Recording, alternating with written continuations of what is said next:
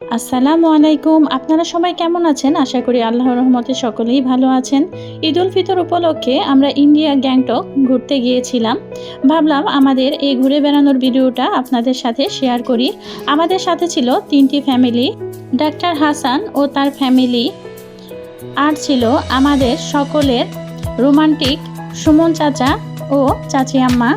আমাদের বাসটা রাত 8টায় ছাড়ার কথা ছিল, তবে কোনো একটা কারণে 1 ঘন্টার মতো লেট হয়েছে। যাই হোক, অবশেষে আমরা বাসে উঠে পড়লাম এবং বাসটা চালু হয়ে গেল। কয়েক ঘন্টা যাওয়ার পরে খাবারের জন্য বিরতি দেওয়া হয়েছিল। সেখানে আমরা চিকেন নিয়ে নিলাম, আর বাসা থেকে আলু পরোটা তৈরি করে দিয়েছিল। সেগুলো দিয়ে আমরা চিকেনটা সবাই মিলে খেয়ে নিলাম। খাওয়া দাওয়া শেষ করে সবাই ফ্রেশ হয়ে আবারও আমরা চলে যাব আমাদের গন্তব্যের দিকে। খাবার দাবার শেষ করা হয়ে গেলে আমরা সবাই আবার বাসে উঠে পড়লাম। বাস আবারও চলতে শুরু করলো। অবশেষে আমরা ভোরের দিকে বুড়িমারি বর্ডারে পৌঁছে গেলাম। সবাই আমরা বাস থেকে নেমে পড়েছি। এখন আমরা কিছুক্ষণ এখানে রেস্ট করব, যেহেতু আমরা অনেক আগে চলে এসেছি। বর্ডার এখনও খোলার অনেক দেরি, তাই আমরা সকালে নাস্তার জন্য সেখানকার নামকরা বুড়ির হোটেলের দিকে রওনা হলাম। তবে আমাদের দুর্ভাগ্য, আমরা সকালে এখানে খেতে পারি নাই, কারণ এখানে অনেক ভিড় ছিল। তবে পরবর্তীতে আমরা এখানে খেয়েছি, সেটাও আমি পরবর্তী ব্লগে আপনাদের দেখিয়ে দিব। তো এখানে আমরা ভিড় দেখে অন্য একটা হোটেলের দিকে চললাম। অন্য হোটেলে নাস্তা করার পরে আমরা বর্ডারের যাবতীয় কার্যক্রম শেষ করে এখন আমরা শিলিগুড়ির দিকে রওনা হব।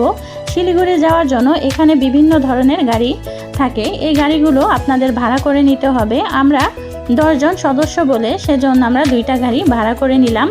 এখন সব মালপত্র উঠে নেওয়া হয়েছে। এখন আমরা শিলিগুড়ির উদ্দেশ্যে রওনা হয়ে যাব। সবাই আমরা খুব এক্সাইটেড আমাদের গন্তব্যস্থানে যাওয়ার জন্য। প্রায় 3 ঘন্টা পরে আমরা শিলিগুড়ি পৌঁছে যাব। 3 ঘন্টা পরে আমরা শিলিগুড়ি পৌঁছে একটা হোটেলে উঠে পড়লাম দুপুরের খাওয়ার জন্য।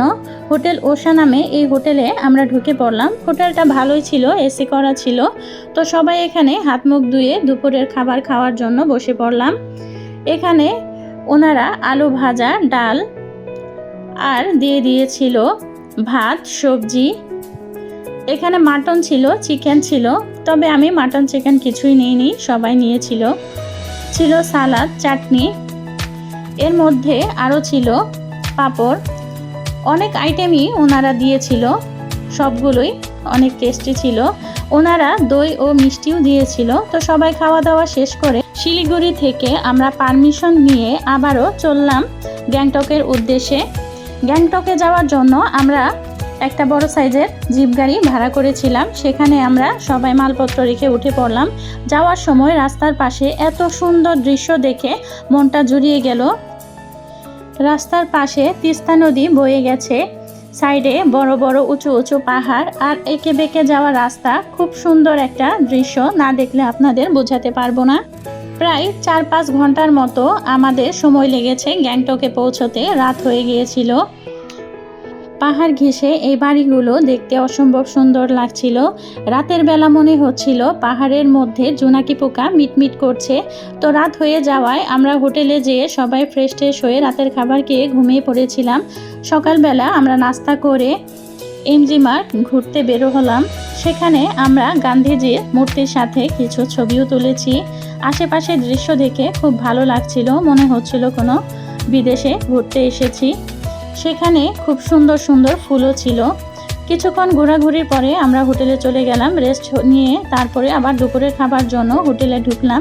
এখানে ভেজ থালি, এগ থালি এবং চিকেন থালিও ছিল। তো আমরা খাবার নিয়ে খাওয়া দাওয়া শেষ করে আবারও একটু হোটেলে যেয়ে বিশ্রাম নেব। তারপরে আমরা বিকেলের দিকে আবারও বের হব এমজি মার্গ। আজকে আমরা দূরে কোথাও ঘুরতে বের হব না, যেহেতু আমরা অনেক পথ জার্নি করে এসেছি, তাই সবার শরীর অনেক ক্লান্ত। তো আমরা বিকেলে ঘুরতে ঘুরতে একটা দোকানের ভিতরে ঢুকলাম। সেখানে বিভিন্ন ধরনের ডেজার্ট ছিল সন্দেশ, লাড্ডু, মিষ্টি, প্যাটিস, সিঙ্গারা, আরও বিভিন্ন ধরনের আইটেম সেখানে ছিল। তো এখান থেকে আমার ছেলে একটা পেস্ট্রি নিয়েছিল। তো ওরা দুজনেই পেস্ট্রিটা খেলো ওর বাবার সাথে। আমার কাছে কেক ও পেস্ট্রি তেমন একটা ভালো লাগে না, সেজন্য আমি আর খেলাম না। তবে বাইরে একটা আইসক্রিমের দোকান দেখলাম। আইসক্রিমটা দেখে খুব লোভনীয় লাগছিল, তাই ভাবলাম আইসক্রিমটা টেস্ট করা যায়। তাই আমরা 4 জনেই 4টা আইসক্রিম নিলাম।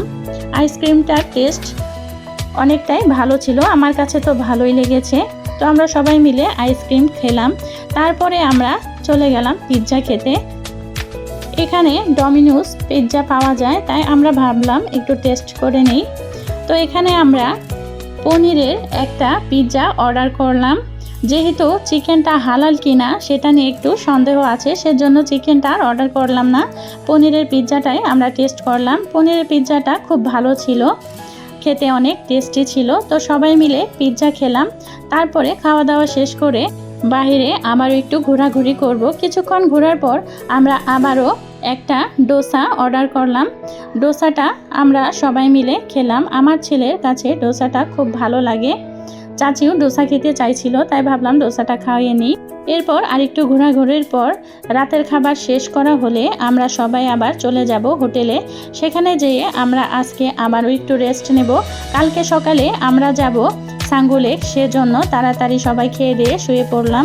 পরবর্তী ভিডিওতে সাঙ্গু লেক যাওয়ার পর্ব নিয়ে আবারও আপনাদের সামনে হাজির হব। সে পর্যন্ত ভালো থাকুন, সুস্থ থাকুন, আর আমার পরবর্তী ভিডিওর জন্য অপেক্ষা করুন। আল্লাহ হাফেজ।